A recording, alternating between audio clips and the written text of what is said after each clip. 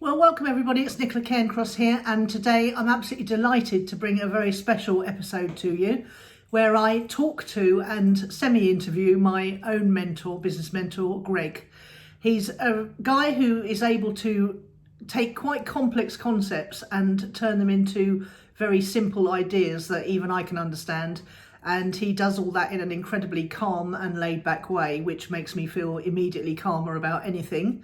So I hope you enjoy this interview as much as I always enjoy talking to Greg. I started off straight from school at 16 working in a bank, and then I worked for a mortgage broker where I learned about mortgages and insurance. Did all that, and went into another bigger mortgage broker insurance company where I learned about pensions and all that sort of thing. And then I got into selling, sold all sorts of different products, and set up a business in the building industry with a friend of mine and built that from scratch. And we learnt how to make business successful by getting it wrong, falling over, dusting ourselves off and starting again. Yeah. Um, Can I take you back a bit? Because now I know you, I can't imagine you being the kind of person who from school wanted to go and work in an office. Because you're sort of such a sort of vibrant character that I can't imagine you imagining that you'd be happy in an office. So did you know that you wanted to get into sales at that point, or were you just sort of winging it and working out what you wanted to do long term from trying things out? well, no, I didn't know what I wanted to do. That's why I took the job in the bank. And that what I knew I wanted to do was get out of school. Yes. And Handy. I'd always had a driving desire from when I was a child to have a what I perceived then as a reasonable quality of life. And I saw people around me, and some of my aunties and uncles, not all, who had a bit more money in their pocket, and they didn't have to ask themselves the question every time they did something: Can I afford this? How much is it? And when I say from a child, I'm talking 12, 13, 14 onwards. I wanted to have a reasonable quality of life. I didn't want to go through life, constantly not having enough money. I didn't want to go through life taking every decision based on what I could afford. I wanted to have, if I bought a car, I wanted it to be a nice car. If I bought a house, I wanted it to be a nice house. I didn't want it to just be the cheapest thing I could possibly afford. I Yeah. wasn't thinking about becoming wealthy.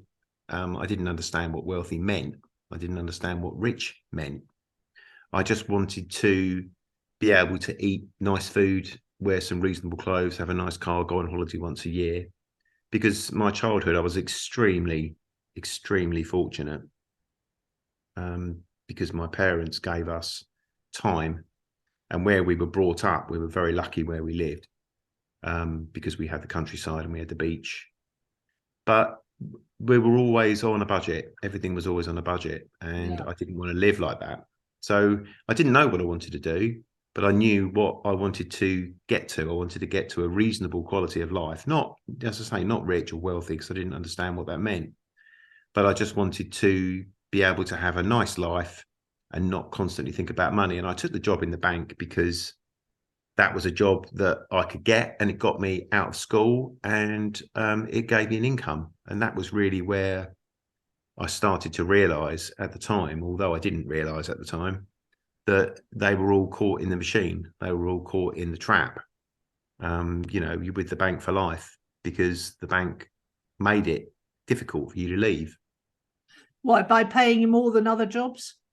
They made it so that you had amazing job security, and at the time, you got a bank mortgage. Obviously, Right. not everybody got a bank mortgage, but once you got to a certain status within the bank as an employee, you qualified for a discounted mortgage. So that was their way of trapping you, because if Yeah. you wanted to leave and get a job somewhere else, then you had to earn so much more money to compensate for the bank discounted mortgage that it was virtually impossible to leave that job. I mean, I don't know what the numbers are, but let's say you were earning £20,000 a year, you'd have to earn £50,000 a year to get back to, Wow, that much. well, I don't know. I'm just Yeah. saying that it wasn't, the discount that you got on the mortgage was considerable. made a big difference to your lifestyle. So the bank gave you a good lifestyle from that point of view, but they also trapped you at the same time.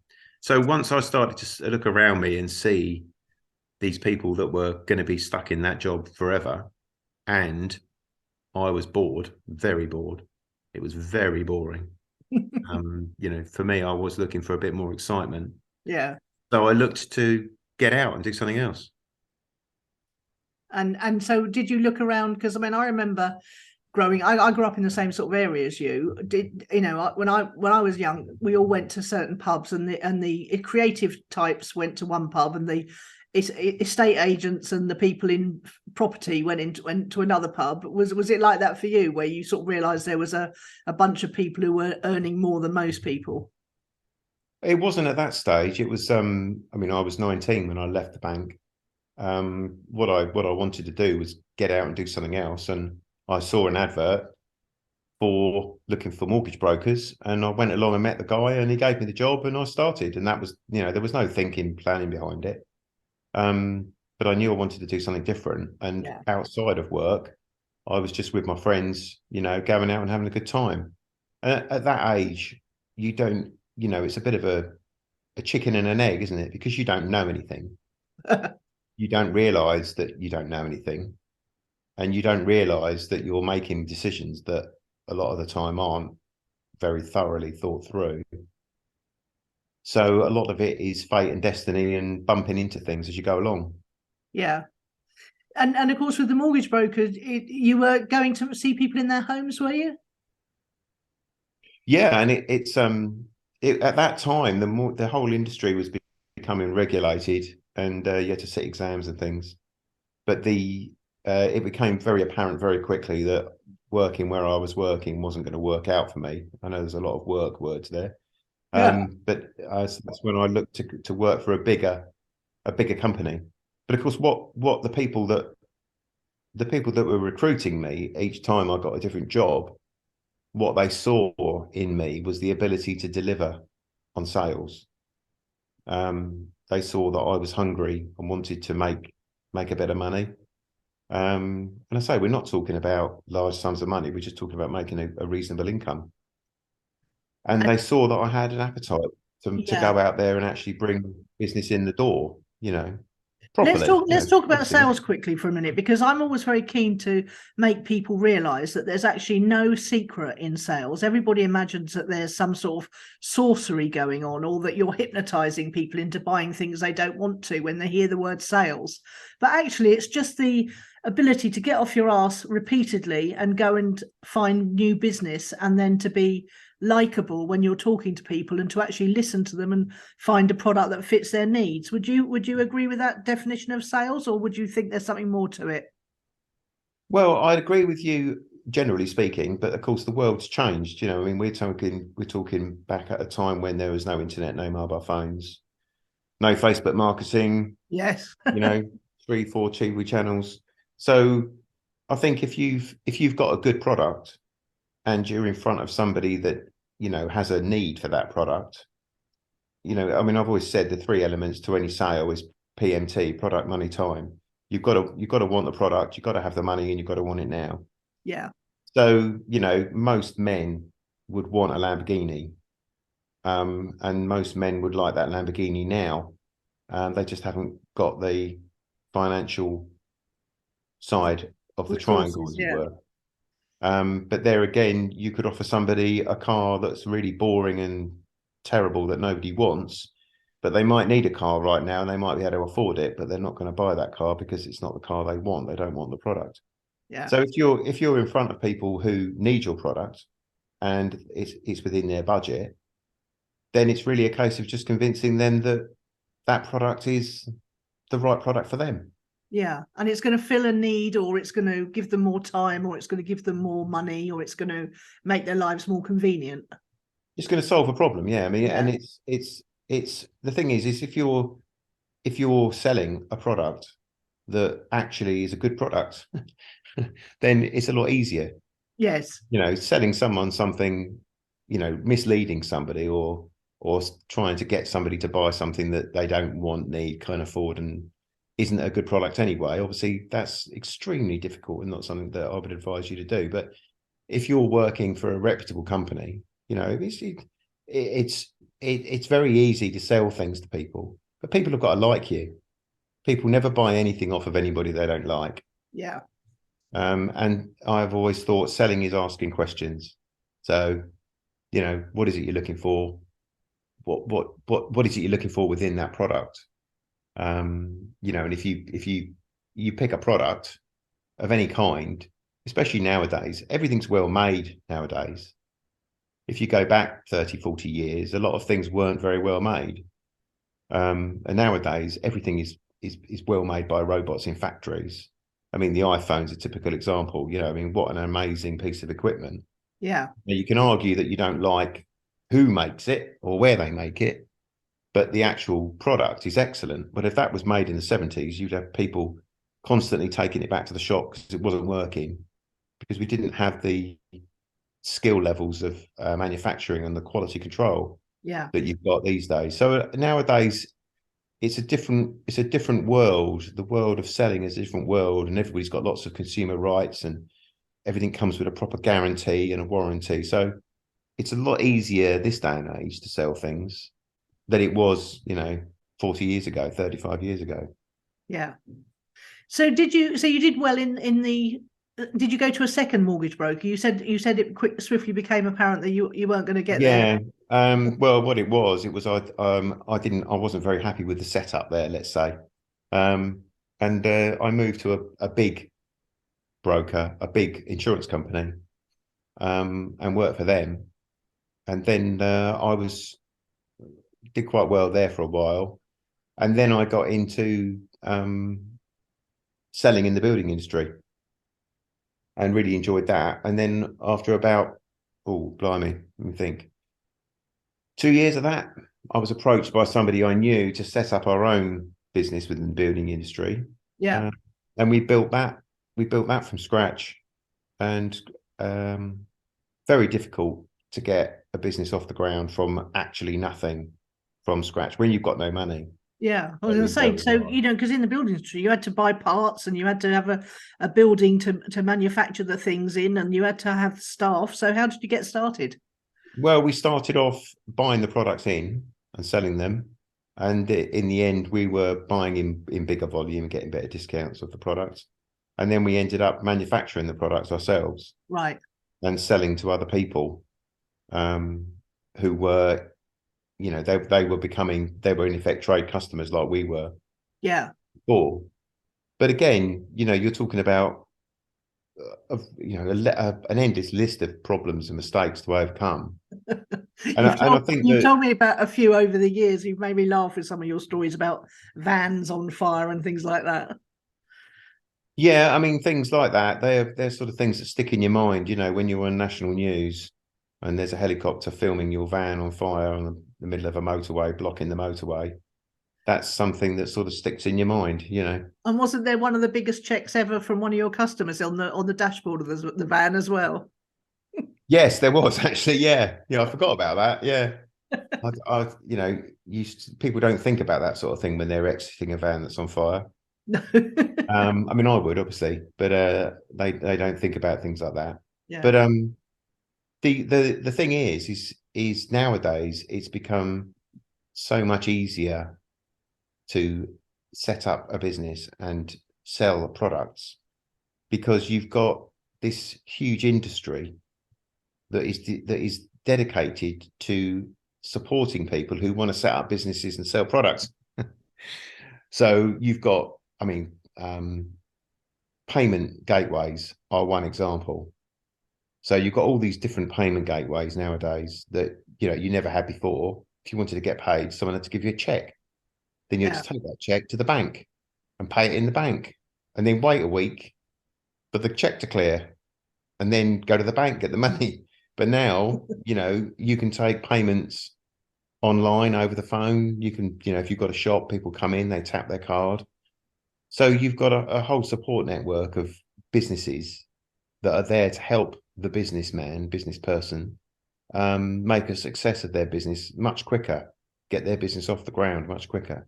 Yeah. And of course, with the online stuff, You don't need an office and a building and a van and a car and a desk and a receptionist. You don't need any of those things, which is a massive change Yeah. in the world of business. Yeah. I mean, who could have dreamt the revolution that has occurred in the last, well, I'm just trying to think, was it 40, 50 years? The whole face of industry and business ownership is completely different to what it was back then. In fact, funny enough, I was talking to a solicitor yesterday who's a conveyancing solicitor, and she was telling me that how she wished we could go back to the days before email, because life was a lot easier, because everybody wrote each other letters and It all posted slowed it through all down a bit. Yeah. and everything was more relaxed. But now people just email you and instantly want a response now, you know. Yeah. Yeah.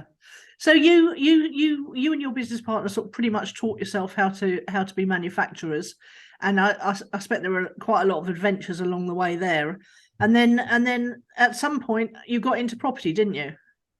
As well as being a manufacturing in the building industry.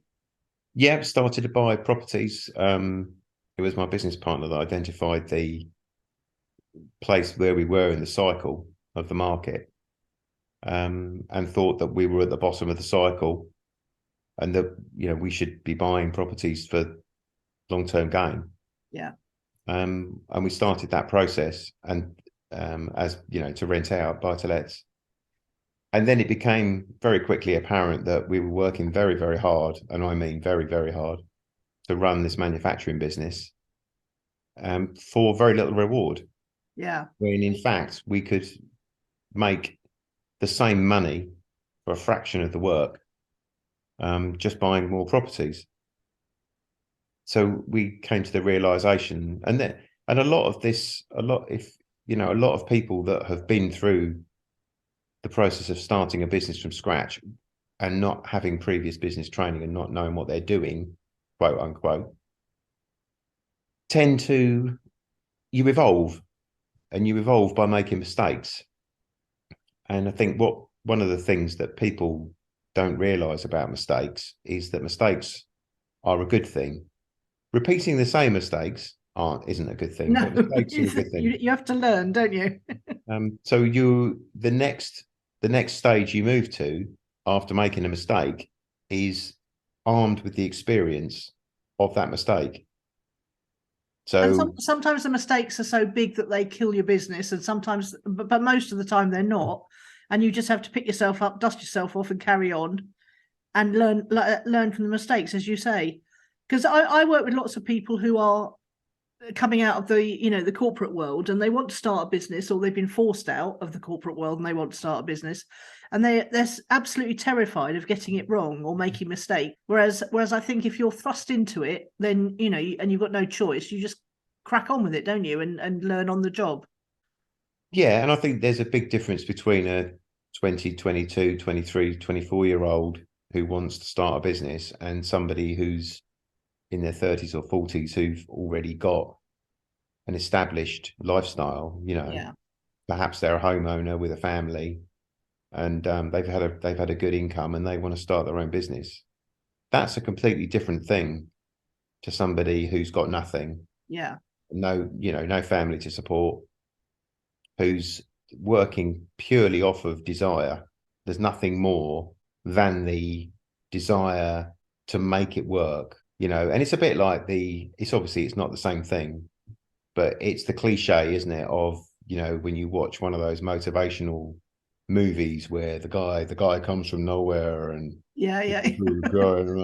but Was it Will Smith in the one where he became a stockbroker, The Pursuit of Happiness? yeah, because when you've got nothing to lose, you've got nothing to lose. Yeah. So there literally is a case of, well, what have I got to lose? And in some ways that makes you stronger, because there's nothing holding you back. You're not apprehensive because you think, well, it can't get any worse, sort of thing. I've been there several times, and No I one's going to remember take that my feeling. house away because I haven't got one. So, but I think one of the biggest advantages of business these days is that you can start a business, depending on what business it is, of course, with very little risk. And if you're smart about it, making that business pay for itself as soon as possible is the secret. So the more you invest in a business up front, the harder you're making it for yourself to make the business work. So if you take do you want me to talk to you about the scenario of the barbershop? Yeah, I'd go and tell us one of your stories. So the barbershop, you want to set up a barbershop because you want to make, I don't know, we're just going to use the figure of 25 grand a year. You want to make 25 grand a year income from running a barbershop, owning a barbershop, being a barber, however you want to describe it. So you go along and you take a shop and you take a 10-year lease on the shop and you pay the deposit to the landlord and you pay the rent up front for the first 3 months. And then you start to fit the shop out and you spend 50 grand on fitting the shop out to make it the best barbershop in the world. Blah, blah, blah. And 6-9 months later, you open your barbershop and you've invested the thick end of £100,000. You've earned nothing in that 9 months because you've been dealing with this problem. And you open your barbershop. Well, now you've got a problem on your hands because until you make that £100,000 back, you're not making any money, are you? You're not. Well, let's get really clear here, because a lot of people would say you are making money because you're taking money over the counter, but you're not making a profit, is what you're saying. Well, you are making a profit depending on how you want to categorize that 100,000 you put in. So if you want to make yourself feel better, you could say, well, I'm going to take that £100,000 back at 10 grand a year over the next 10 years. And all the other profit I'm going to take out of the business is my income. Yeah. Now, this is one of the reasons why I really, really wanted to get you on the show, because you think about these things very differently to a lot of people, and even to me, and you're educating me as we've gone along over the years. So you just talk me through that again. You're in the barbershop. Are you taking a salary out of the money that's coming in from cutting hair, it depends on how you want to take it, isn't it? This is the way how realistic you want to be and how protective you want to be of your money. So what I would do is I wouldn't invest 100,000 in the barbershop, but we'll come back to that in a minute. Yeah.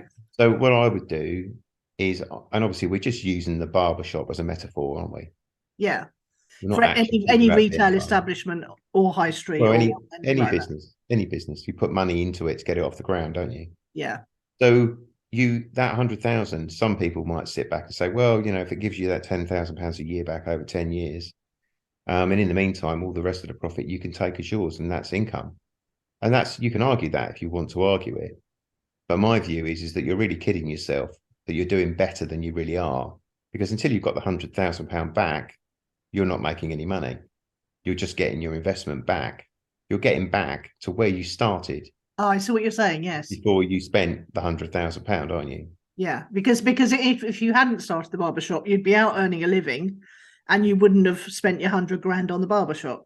Yeah, so it's arguable that the 9 months you spent setting up the barbershop, you've actually lost 9 months of salary working where you were working before. And people will say, well, you could still cut hair, but it's quite difficult to set up a business while you're working a job. I'd argue it shouldn't have taken 9 months. Having renovated a hotel in about 9 weeks flat, I think you're taking quite a long time to set up your barbershop there. Yeah, exactly. But it's only a metaphor. But what I would do is I would look at the way to get that barbershop paying me an income as quickly as humanly possible and as cheaply as humanly possible. Yeah. In a very mechanical way. I wouldn't look at it emotionally. I wouldn't look at it that, what do I want with my heart? What do I want from that barbershop? Oh, I want it to look like this. I want the color scheme to be like that. I want it to be called this. I want a nice sign outside.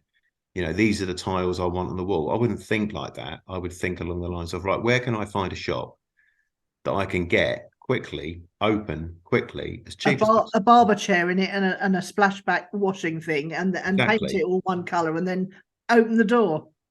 Exactly. Because then what happens is you build a reputation and you build your client base. And then what you can do is you can take some of your profits each week, each month, put them to one side. So you're already ahead, aren't you? Yeah. You're making money. And now you put some of those profits to one side for a period of time, whether that be 3 months, 6 months, a year, 2 years, whatever. And then when you've got a massive client base who will support your business moving forwards, then you would take a shop and invest some money, because the money you're investing is money you've made. It's extra money that you've got. But what people want, and don't get me wrong, I'm one of the biggest Offenders. offenders when it comes to ego. Yeah. What we want is we want what our ego wants. And what your ego is a very, very important part of you as a person, because it's what drives you forward. But it needs to be controlled.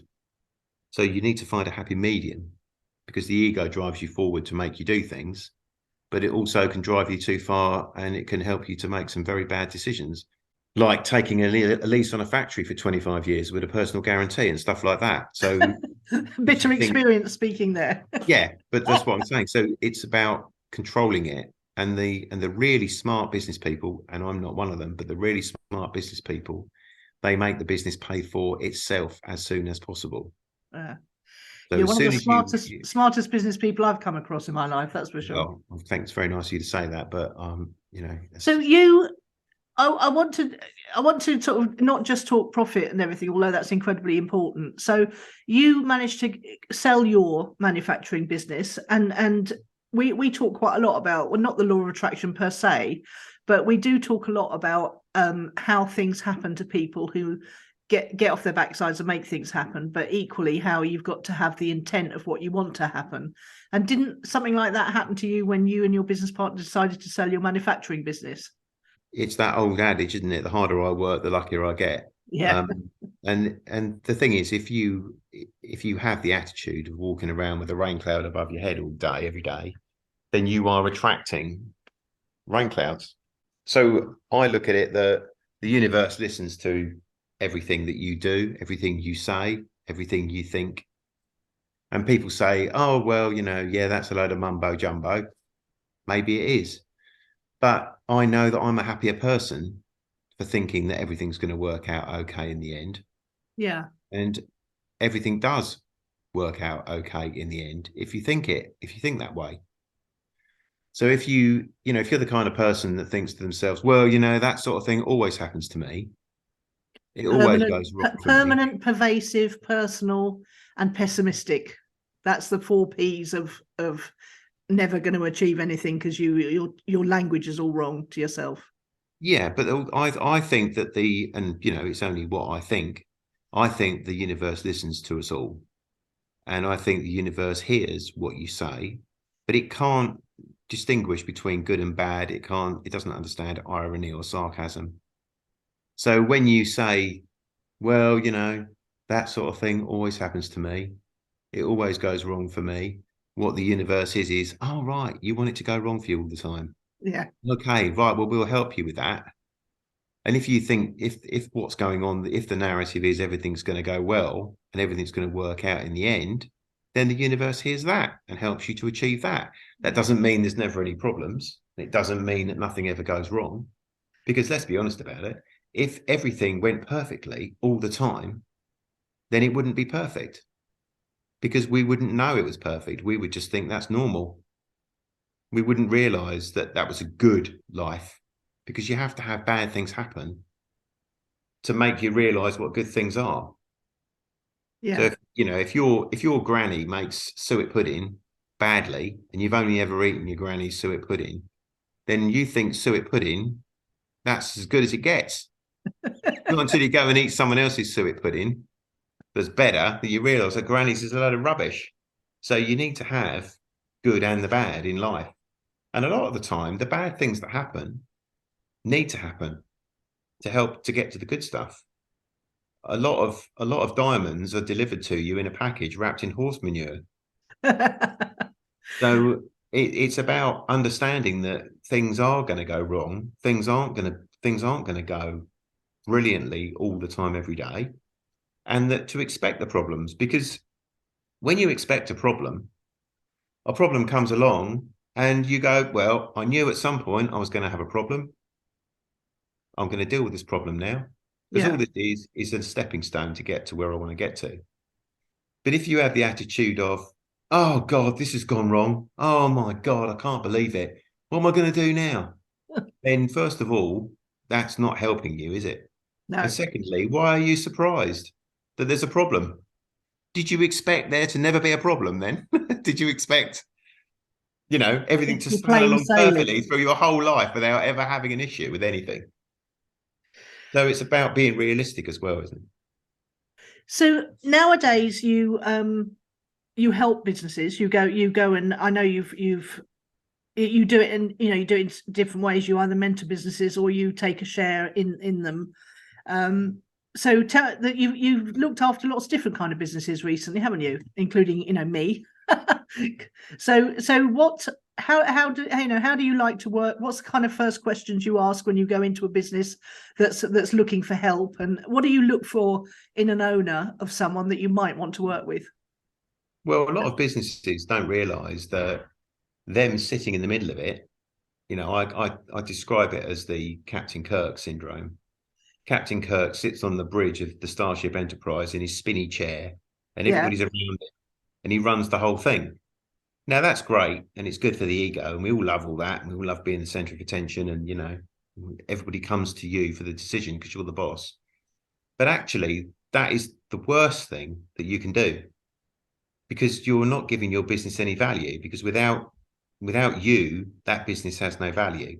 A right. business has a lot more value if the business runs itself and you're not there. So what I do is I help people to slowly, not overnight, but slowly step back from the business and set systems and procedures in place so that the business runs itself to a greater or lesser degree. But obviously this depends on the business, depends what sector it's in, depends how big the business is, how many people work there. But it also depends on the business owner, because a lot of business owners, they love what they do, but they feel trapped.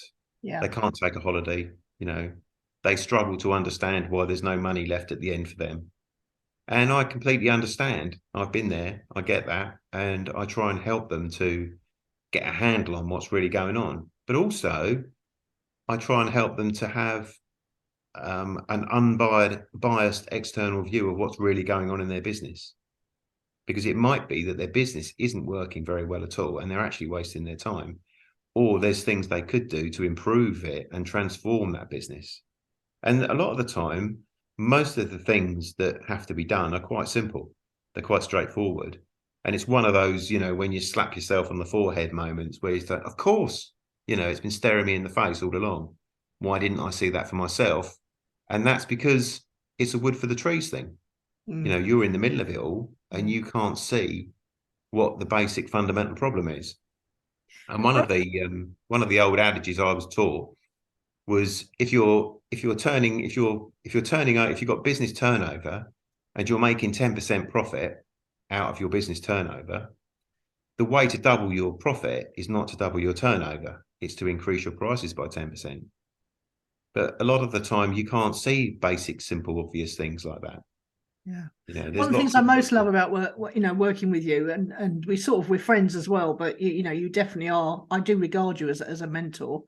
Is that you take quite complex concepts and you're able to tell one of your stories, and make it seem so simple when it's explained like that.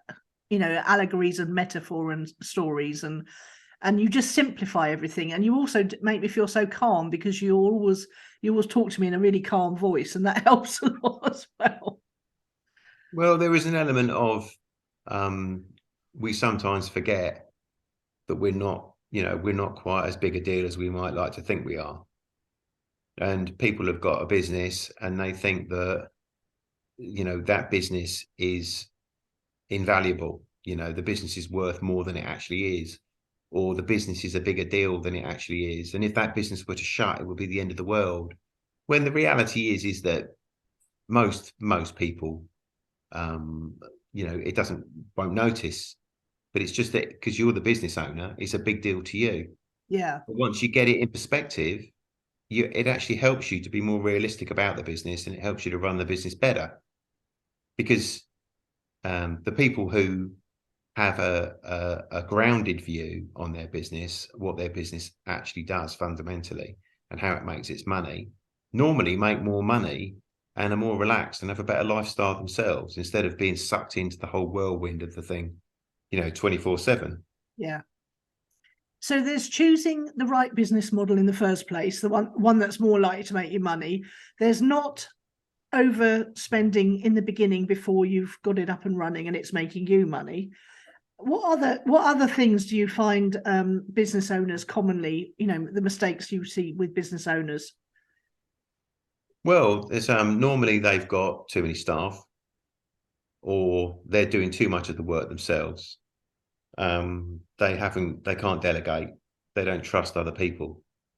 They're worried if they give this job to someone else to do, that person's not going to do it as well as them. Yeah, But well, that's definitely something I've experienced in the past.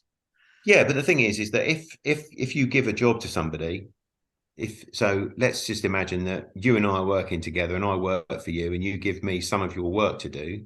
There's a very, very good chance that I'm not going to do the job as well as you do it. And there's also a very good chance that I'm going to make mistakes. But if you work with me through that period of time where I'm making mistakes and I learn, as long as I do the job well enough, I might not do it as well as you, but if I do the job well enough, that's what matters.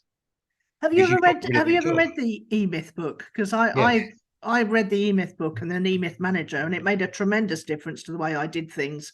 And I was much more able to delegate. I started the hotel and I thought, I'm going to do this E-Myth style from the beginning. And so I had a how we do it here manual, and my dad came to run it for me after I started it off, and then Steve came to run it. And actually Steve always did things better than I'd done them. But my dad needed a bit of encouragement, because he used to just ignore the how we do it here manual and try and do it his way. But the thing I loved about it was that instead of saying to someone, you're not doing it right, or what's wrong with you, why can't you do this right, you can just point to the how we do it here manual and say, something's going wrong here because it's not getting done in the way we've got it down in this book. What's the process that we need to change to make it happen better? So it takes all the personal stuff out of it, and I've found that very helpful. I just wondered if you'd ever read the book. I have, yeah. I thought it was an excellent book. I read it a long time ago. Uh-huh. A lot of the things that he says in there are absolutely bang on. But the thing is that every business is the same in a lot of ways, and every business is different in a lot of ways. Yeah. And it depends on the business that you're in. And if you're in a business that's turning over, I don't know, £2 or £3 million a year, and you've got 10 employees, then there's a totally different approach to that business than the business turning over £10 million a year with 30 employees. And then you've got a different approach to someone who's got 3 people that work for him in the shed at the end of his garden. So it's about making the whole situation as efficient as you possibly can.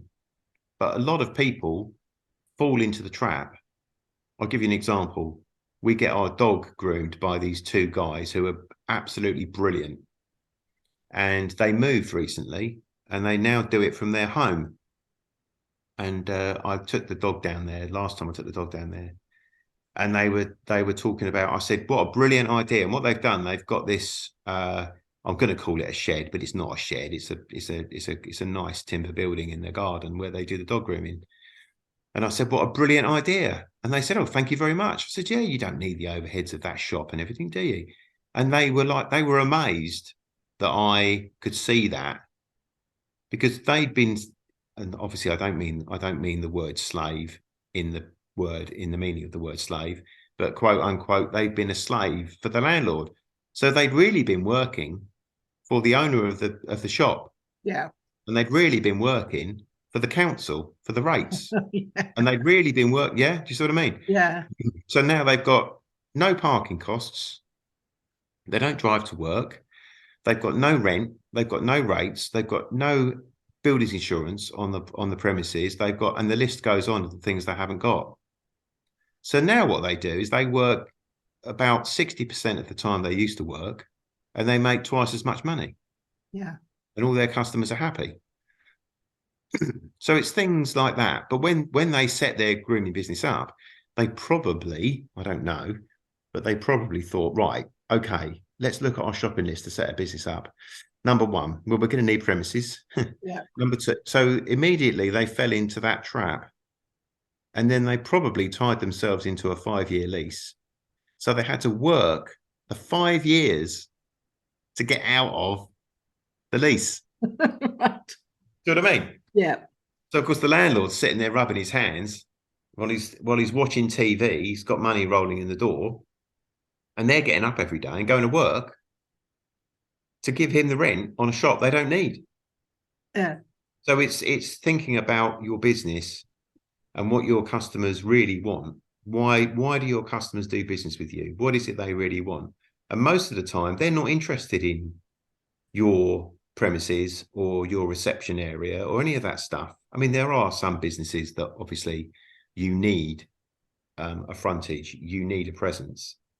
But most businesses, the clients just want the service that you deliver, the product and the service you deliver. And they don't really mind if it's delivered from home.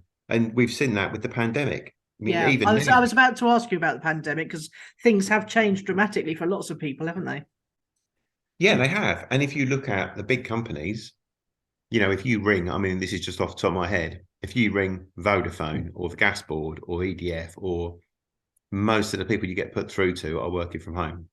Well, I had an example of that just this afternoon. I tried to ring Tesco's because I wanted to change the mobile phone number they had on my account.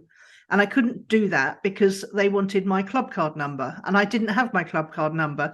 So in order to get a new club card delivered, they wanted to send a message to my mobile phone, which I couldn't do because it was the old mobile phone. I just went round and round in circles, ended up on the phone. And of course, you only get 3 options on each branch of the decision tree. And I got to the very, very end after about 20 minutes and it said, "You're best to download the app. Goodbye." That was the end of that. So Well, if you ring Vodafone, which I did the other day, yeah. They just say to you, "We're sending you a link to our online chat to save you being on the phone," which is translated to, I should say, "We don't want you to ring us anymore. Stop ringing us. We don't want you to ring us because then you have to speak to people that we have to pay to speak to you." Yes. And it all goes back down the road of they're just doing everything they can to cut their costs and make as much profit as possible. Yeah. Which is why we all hang on the phone for so long, because they haven't got enough people answering the phones. They've got 3 people out of Mongolia and they're working from their yurt on a bad internet connection. Yeah, it's crazy, isn't it? Yeah. So what do you think, Greg? What do you think is going to change? I mean, the pandemic changed everyone working from home. What do you think is going to happen next? Are you a subscriber to the fact that there's going to be, business problems and a turn down and perhaps even a depression or a recession, or what do you think is going to happen next? And I know we've talked about, the power of attraction and everything. So, Well, yeah, I mean, it depends on, what people really want to know. And a lot of the time people want to know that everything's going to be okay. And as far as I'm aware, the one thing that everybody wants above everything else is certainty. yeah. We all want to be certain that we're going to be okay. And I think we are going to be okay. But I think there's going to be a lot of problems coming our way. And I think it's going to be a lot of years. And there's a lot of things that are going to change. And I think the world is going to be a different place in another 2 or 3 years' time in a lot of respects. And a lot of those changes have started already. But if you look at, for example, the rail strikes, how much impact have those rail strikes actually made on people? Because most people who go on the train would like to work from home or do work from home. So the days when you can't get to work because the rail strike, are those people actually thinking, "Cool, this is great. I can work from home today. Yeah. I don't have to get on the train." But the fundamentals of business behavior, the day-to-day 9 to 5, Monday to Friday, is definitely changing massively. And funnily enough, I had a delivery the other day from a supermarket that will remain nameless. But what I do is I get a delivery of the non-perishables because it's no point in me going to the shop to buy toilet rolls and stuff like that because I can get it delivered. Yeah. And the delivery charge is a fraction of what it would cost me in fuel to get there, let alone. Yeah. And he said to me they've laid on loads more vans because the shop's really quiet. And this is a big national chain. He said the shop is really, really quiet Wow. because people have switched over to home deliveries. Yeah. So I think there's going to be a lot of changes in that respect. But I do think that we are in the beginnings of a very bad recession. And I think that's also a time when business owners need to reassess where they are and how they're exposed. You know, what happens if their business starts to decline through no fault of their own? No. You know, where are they exposed? What borrowings have they got? What personal guarantees have they got? Is their house on the line? Blah, blah, blah. And I think people need to try and tighten up as much as they can on those things. Yeah. But as I we've, watch lots of different business people on YouTube, and just because I find business interesting as a concept, and I find it more positive to watch that than some other things. And there's several business people I follow who just don't, whether they actually know what's going on or whether they really don't, because most people don't pay the same attention. Well, we've taught ourselves about macroeconomics, haven't we? Having been through the global financial crisis, and my business went out the window, and lots of people suffered, you know, and I didn't see it coming, and I wanted to see it coming if it ever happened again. And so I've really been on a crash course with several other people I know, and you know, about learning what's going on with politics and macroeconomics and the Federal Reserve and all that business and how money really works. But there's so many business people I see on things like YouTube where they're just putting a brave face on, or do you think they actually know, and but they don't know what to do about it because they're all just carrying on as if the world is the same as it was before March 2020. yeah, yeah, I agree with you. I agree with everything you just said. But I think the biggest issue is people, if you're running a business, you're so focused on running the business that you can't necessarily see what's going on in the world around. And I think about businesses I've had, and every business I've had, I've been absolutely 100% immersed in that business. Yeah. And I couldn't have told you, there's probably 20 things I could tell you now that I know about that are going on in the world that are key fundamental things that I need to know about that's going on in the world now, which I didn't even know about when I was running my Didn't even business. know existed. Yeah. And if I'd known those things then, Yeah. I would have made different business decisions. Yeah. And I think so a lot of the time people aren't seeing what they need to be seeing as well as running their business to Yeah. give them more of an insight into where their business is heading. And it is it's a very painful process, as you know, Yeah. to have to deal with problems in business.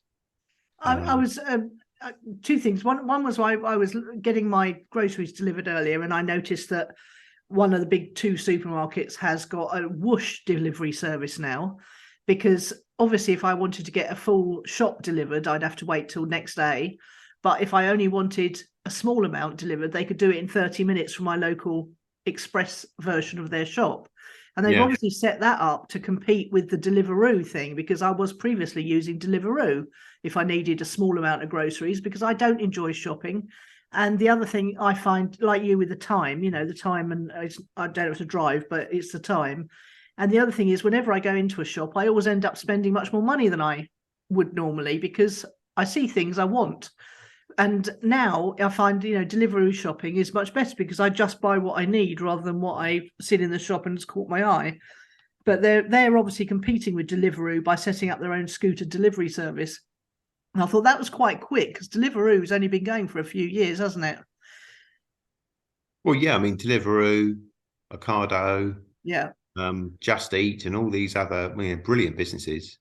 I mean, I would imagine they must be quite painful to set up and get Yes, I working. would think so. So I'm not really interested. But once they're up and running, Yeah. you know, and I'd imagine that they'll become even more valuable than they are now.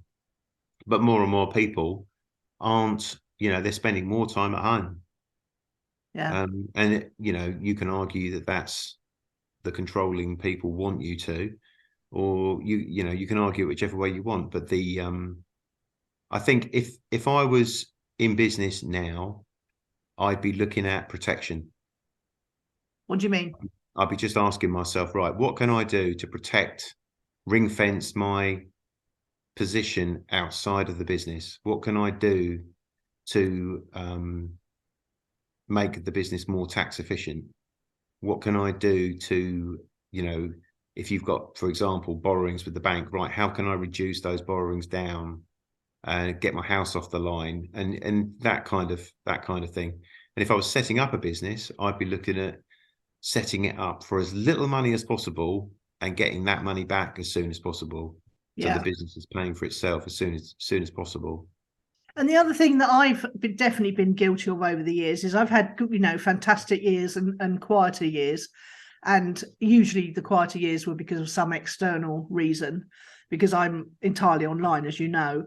But I've had some fantastic years, and what I tend to do is I tend to leave the money in the business. But what I should have been doing, I've discovered from talking to you, is taking the money out of the business into a separate entity, and then I would have had the opportunity on quieter years to lend some of that back to the business if it was still worthy and deserving of my investment. Yeah, and I mean, absolutely. And people need to not be in love with their business. They Yeah. need to stop making emotional decisions. They need to make business decisions. And that's a lot of the problem. I'm not going to get into politics, but that's the problem with a lot of the political decisions that are made. The political decisions are made on what the masses would like to happen emotionally. They're Yeah. not made on the basis of what needs to be done to fix things. Yes. And you need, with your business, you need to do what you need to do to make it work. And if you want to be in business long term, you've got to make decisions that are going to ride through the rough times. They're Yeah. going to ride through, so if somebody says to you, well, your turnover last year was 3 million, so what are you going to do next year if the turnover is 1.5 million? And they say, well, we can't sustain that. Okay, so can we put you in a position where if the turnover halved next year, you could still keep the business going, you could still make a profit, you could still take some income and survive for that period of time until the turnover picks up again in 2, 3, 4 years' time? Because you'd be better off to put yourself in that position now than wait till the turnover drops and then not have a business anymore. Yeah, and People don't that's want another to. thing that I'm guilty of, which you largely have, well, not cure me of, but keep an eye out for me, is that I tend to wait till my back's against the wall to make a decision. Yeah, Whereas, exactly. Yeah. And it's I haven't read too much Sun Tzu, but one of the things in Sun Tzu is if you want peace, prepare for war. So if you want your business to survive, you've got to prepare for war. You've got to prepare for what you're going to do when the business goes quiet for 6 months or a year. yeah, Because if you're not prepared, then you won't be able to survive. Then you won't have a business. And it's one of those things where you might have 20 people working for you and you might need to let 10 of them go. Okay, you don't want to let 10 of them go. None of us do. But you're better off to let 10 go and keep 10 people working, feeding their families and paying their rent and putting food on the table, than losing the whole business yeah. because you didn't want to let the 10 go. So Is it easier now talking to business owners about this sort of stuff now they've had the experience of the whole country being locked down, which, let's face it, nobody saw coming, nobody could have imagined would be even a possibility? And I mean, I'm thinking of several of my clients, one in particular, Dodge Woodall, who ran Bournemouth Sevens, it's music and sports festival. And 1 minute he's got a multi-million business that happens once a year and he runs everything else off of that. Next minute he's closed down, he can't run his festival. He's already committed financially. I mean, he was amazing. He just up and decided he was going to keep all his staff on. He was going to find another way to make that money in a different way until the festivals came back. But do you find it easier now because business owners have had this bombshell thrown at them? Do you find that they're more willing to entertain the fact of, a meteorite coming? I mean, not a literal meteorite, but something coming out, a bolt out of the blue. the metaphorical meteorite. Yes, a metaphorical meteorite, exactly. Yeah, I mean, yeah, I think so. I think overall, yeah, and I think a lot of people have had a massive wake up call in that everything can turn on a sixpence. And also there's all those people that have realised there's more to life. Oh, yeah, that's another big shift, isn't it? People don't want to work so much. No, but they've been stuck at home for 10 weeks, and then they've realised actually I don't really like my job and I don't really want to do it anymore, or I want to go part time or whatever, and they've taken voluntary redundancy or whatever they've done, and that's had a very big impact on the economy. But I'm as much as I would like to support all the people that want to quote unquote save the high street, I think it's beyond saving. And I think unless you've got a business that thrives in the high street environment and always will, and this is why you see a lot of shops at the moment, mainly the bigger chains. The bigger chains are coming to the end of their leases on that shop, and then they're not renewing the lease. Yeah. Because they don't want to tie into another 20-year lease. And so where I live, if I go to the towns near to me, there's more shops closed than there were a year ago. Yeah. There's very few of the shops that have closed have reopened again with new people in them. Yeah, But you of have course, to. that's killing the business rates, because the landlords have to pay the business rates.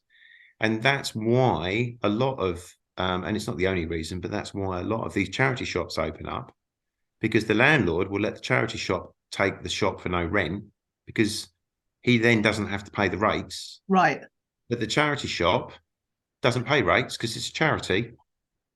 Oh, okay. Got it. So now all the businesses around the other shops have to now pay more rates to make up the shortfall from the shops that are exempt from paying rates. Does that make sense? Yeah, it does. I hadn't even thought of that. So I spoke to recently. I mean, this is someone who got a city centre cafe. Absolutely love what they do. Really done a brilliant job. Obviously fitted it out at great expense. But they're tired now, and I was talking to them about all different extra ways they could gain income from their city centre premises. And I could tell, and I knew, because I've been through this myself. I went through it at the hotel. When you're exhausted from running the business, the last thing you want to be told, even though you want to earn more money from your business, the last thing you want to be told is all the ways that you can earn more money from that business. But it might involve you doing more work or extra work or different work. You really get to a point of exhaustion, don't you, as a business owner? Yes. And how do you determine if you've got enough oomph to keep you going, or if you should just sell it and walk away? Well, I think we've got to remember why you went into business. You see, if you go into something because it's your passion, then that's a hobby. So if you're interested in, use the cafe as an example, if you absolutely love running that cafe and you're not interested in an income out of it, then you should keep going until you don't want to do it anymore. But if you're running that cafe as a business, then there's got to be an amount of money that you need to make out of that cafe.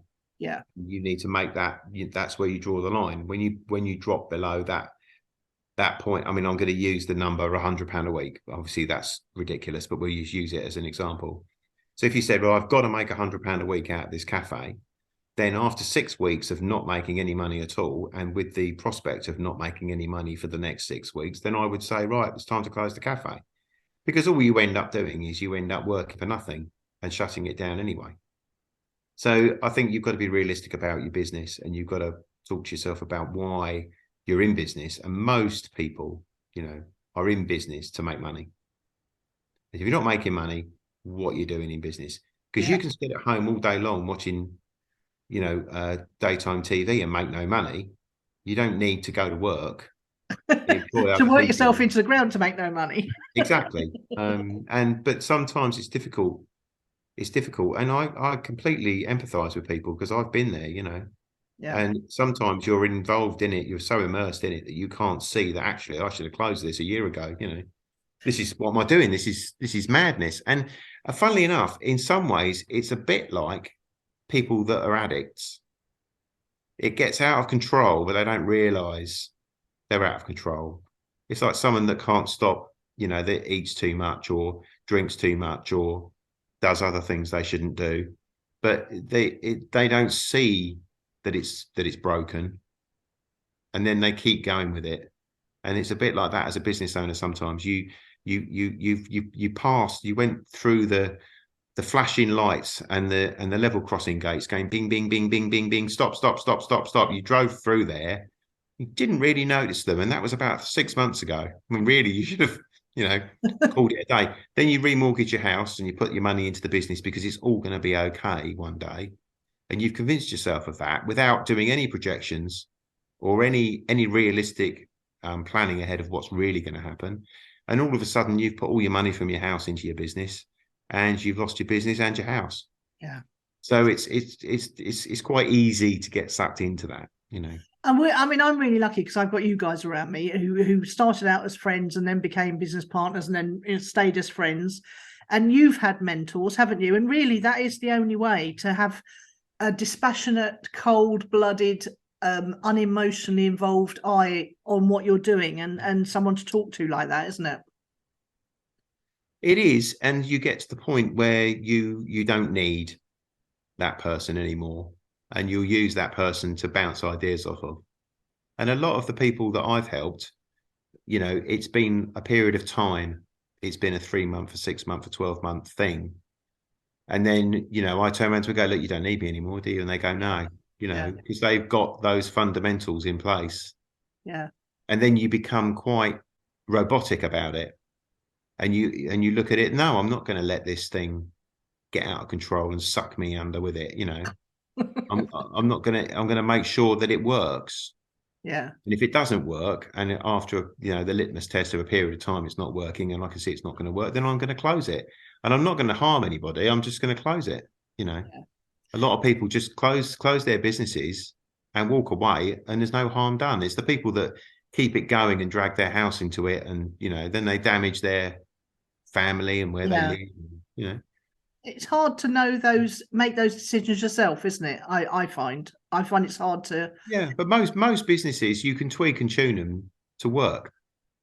It's not very often that you see, if a business has been running for a while, it just needs somebody to sit down and go, there's a big hole over there and there's money blowing out through it. Have you noticed? And there's somebody over there who's setting light to £10 notes. Have you noticed them? And it's that kind of thing. But most businesses work, but they could work better, and the owners of the business could have an easier life and not go in the office as much. Yeah. Well, I think that's a great point. I mean, I don't want to say, I could talk to you honestly, and I do forever. But I'd love to have you back another time, and we can talk about business some more. But I just wanted to thank you very much for joining me today, and I hope that everyone listening has got as much out of this as I always get out of conversations with you. Well, you're very welcome. And obviously, if anyone's got any questions about their business, they can put them in the comments below, and I'll bring them to you next time if that's all right. Yeah, you're very welcome. That'd be great. Take care of yourself. Thank you very much. Speak soon, Greg. Bye. Yes, bye-bye. Bye.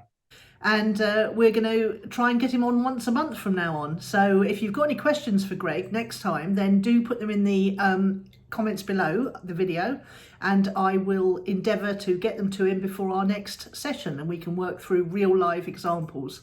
So I really enjoyed talking to Greg today. I hope that you really got a lot out of it as well, and it made you think about your business in a lot more depth. You can visit nicolacairncross.com to do the email thing, or you can put the questions or comments underneath this video today, and I'll save them for next time. And I'll see you tomorrow.